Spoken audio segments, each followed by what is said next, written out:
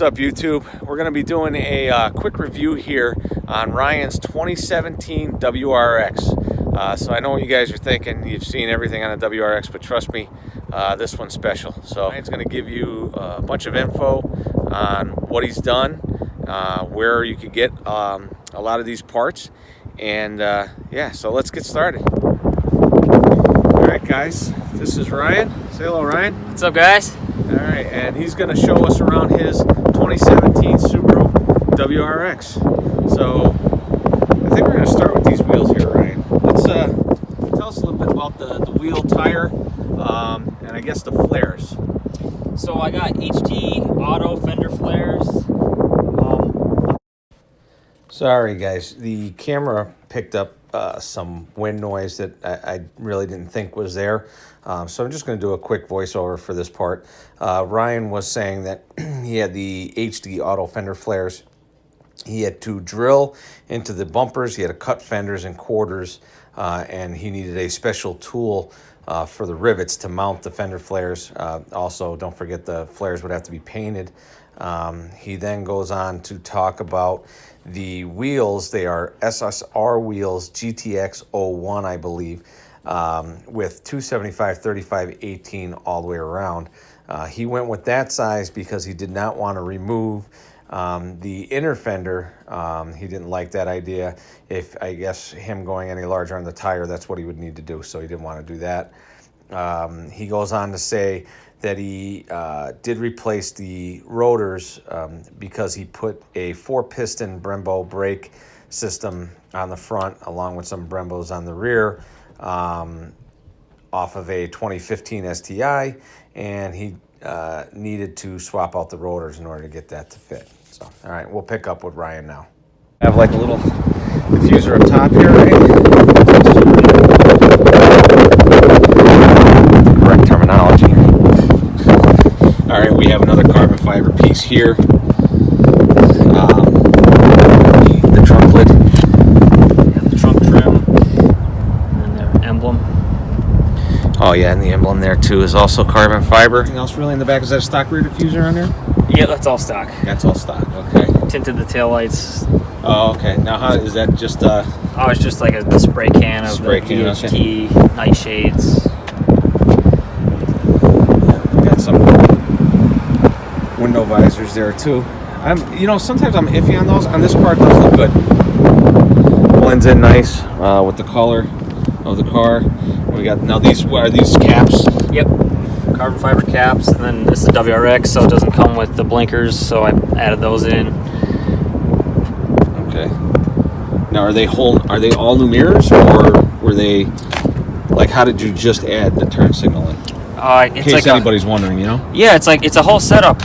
You could buy it on pretty much anywhere. eBay has them. Yeah, you gotta obviously change your mirror cap because the other one is this is all filled in here, right, for a different style. But it comes with the wiring kit, and it's literally plug and play as long as you plug them in right. It'll work. Cool. All right.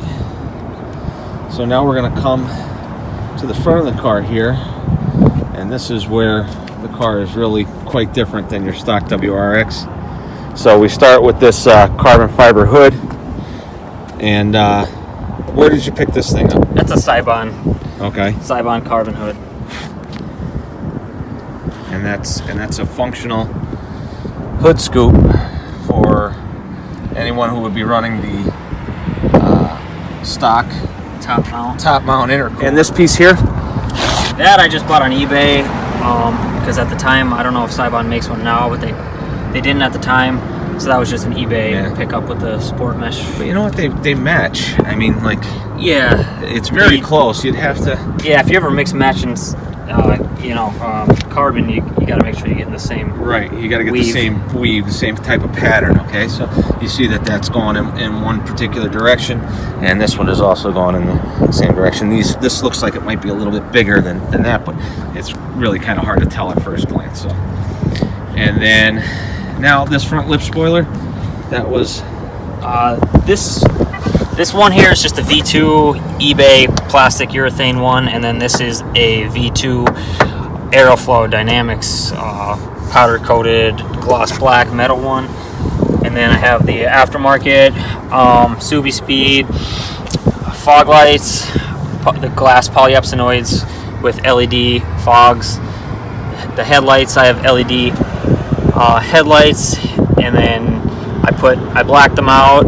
I took them apart myself and put the sea lights in, just the normal switchbacks, not the color changing switchbacks.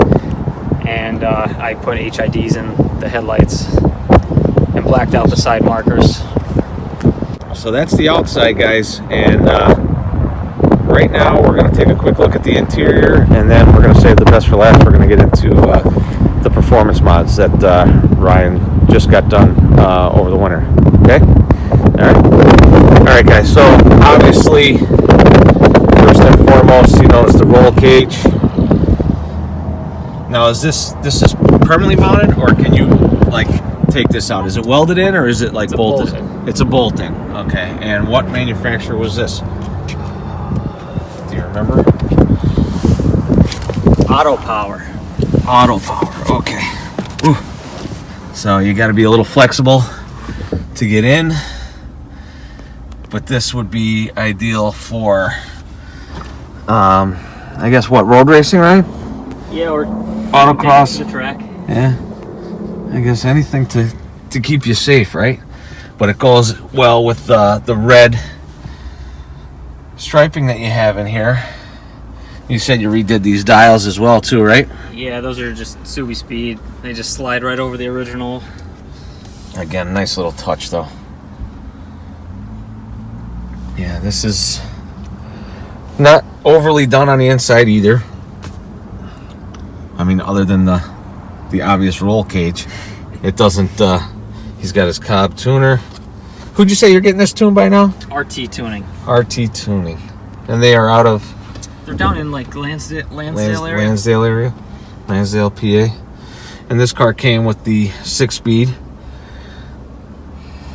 He's got some all-weather mats. So, yeah, all in all, very clean. He's got a sunroof. He's got the, I guess this would still be considered a double din, right? Stereo? Yeah. That's the stock stereo, right? Yep, stock. Yeah. Alright. So just a nice clean interior. I did the red footwell lighting. And, oh yeah, the camera is kind of picking that up a little bit. You can see that. Very nice, very clean. Alright, so there it is. And this has got some pretty extensive work done. When I first ran into Ryan, probably about, what, 6 months ago? Yeah. Right before the winter. We met up and he said he had done mostly just appearance stuff and didn't have too much performance stuff done. Well, it looks like a lot of that has changed over the winter. So I'm going to let him tell you exactly all the modifications he's done. So, all right.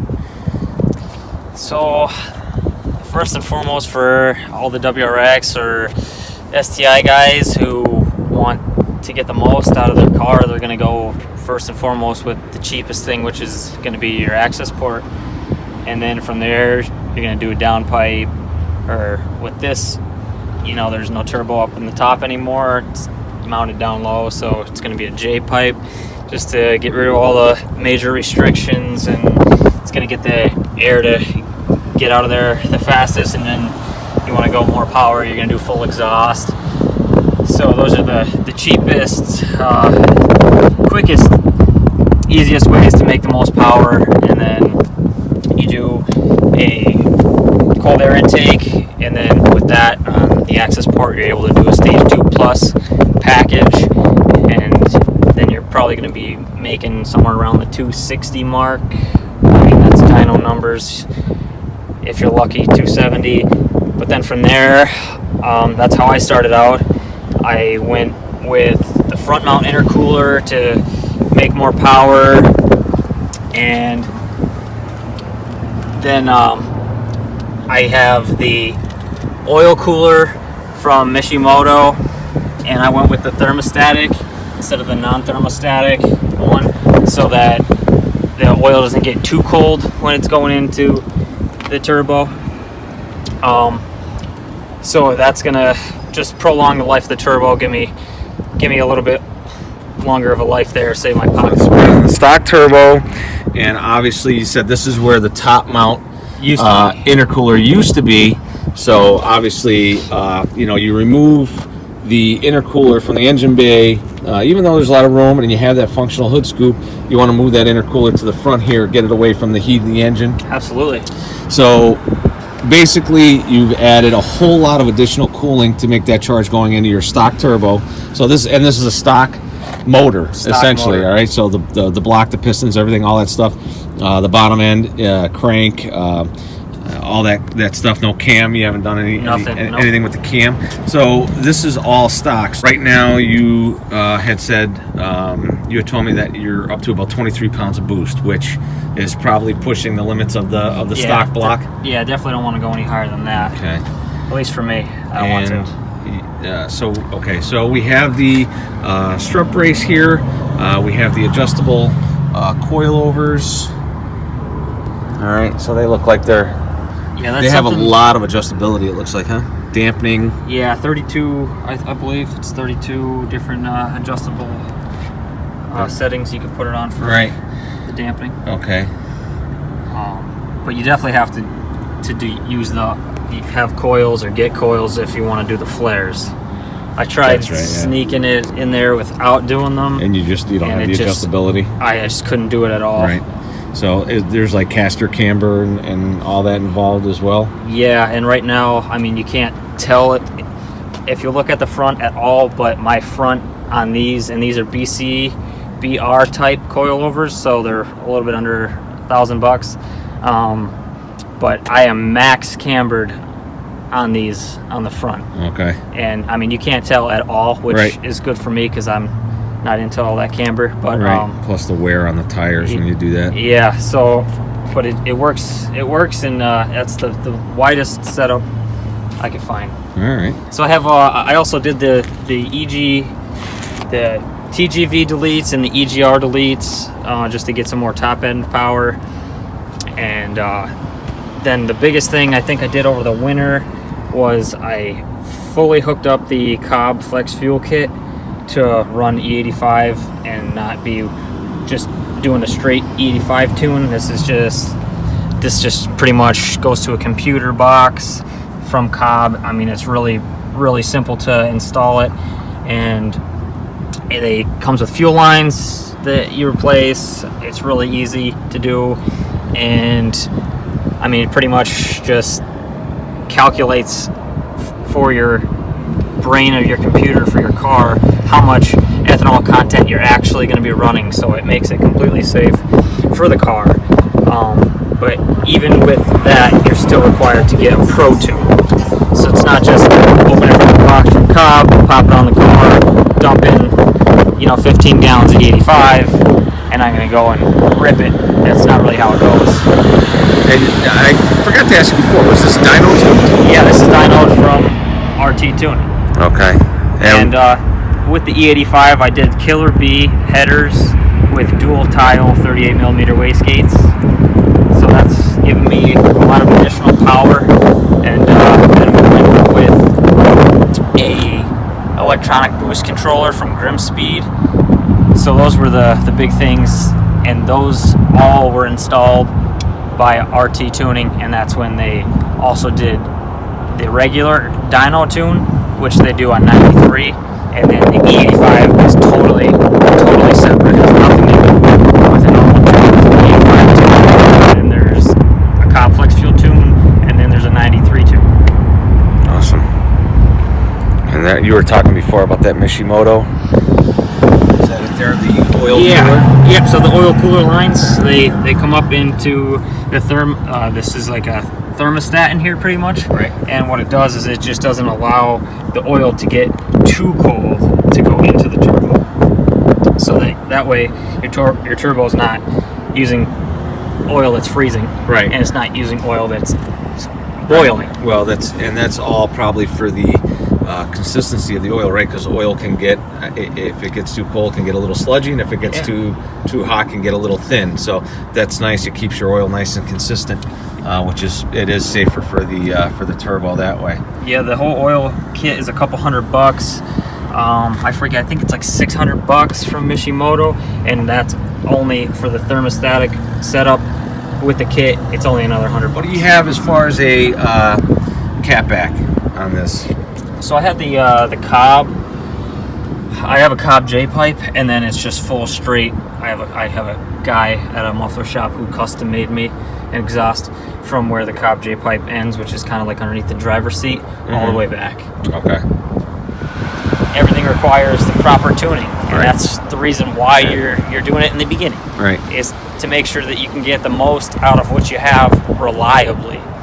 So that's and that's a very good point. There's no point in doing all these modifications to your car if you don't realize that you need to get it tuned, and you need a good tuner.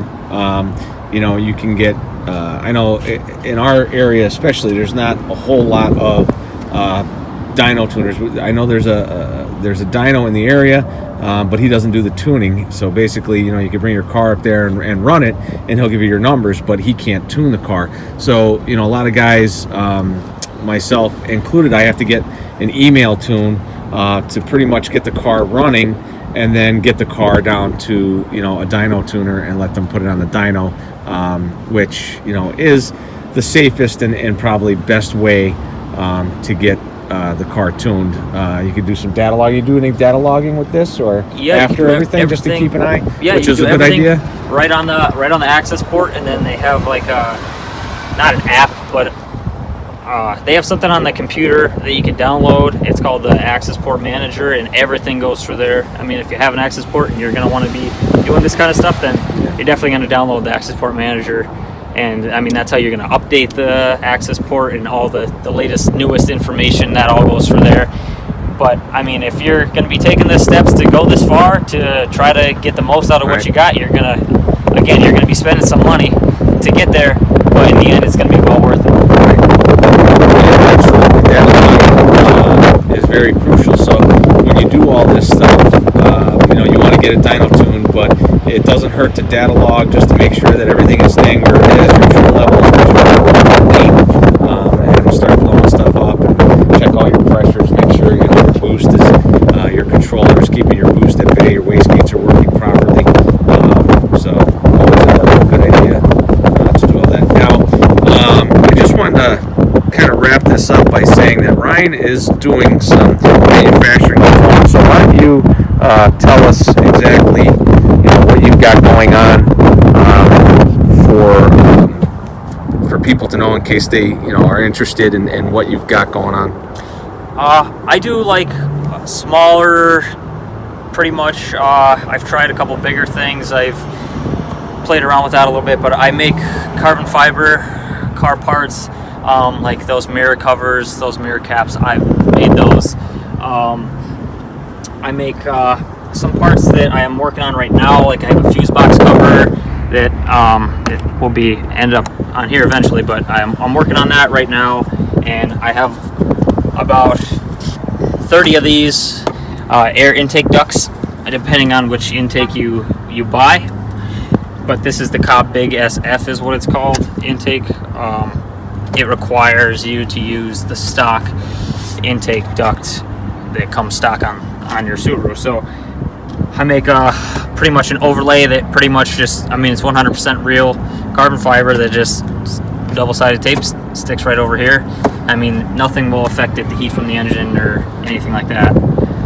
So anything that you need that's carbon, I mean, you can hit me up and let me know, or we're gonna put the.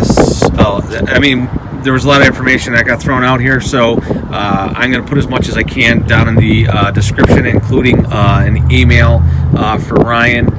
So if you guys have any questions, obviously you can leave a comment in the comment section, or you can email Ryan directly. This is a great car. He's done a lot of great touches to it. Again, in my opinion, I think it's done very tastefully, not overdone, not overly gaudy. The carbon fiber is just the right amount of carbon fiber on there. The engine bay, as you can see, is very clean, and he's obviously, you know, very proficient with making sure that everything he did performance-wise was tuned properly for the car, so that, you know, you try to maintain the life of the motor. So very well done, and I want to thank Ryan for bringing this car out today. We just happened to catch a nice day today, right, Ryan? I work a lot, Ryan works a lot in Northeast PA where the weather sucks. So we've been trying to get together for a while to get this video done. So I hope you guys enjoyed it. And if you like this video, make sure you hit that thumbs up and subscribe.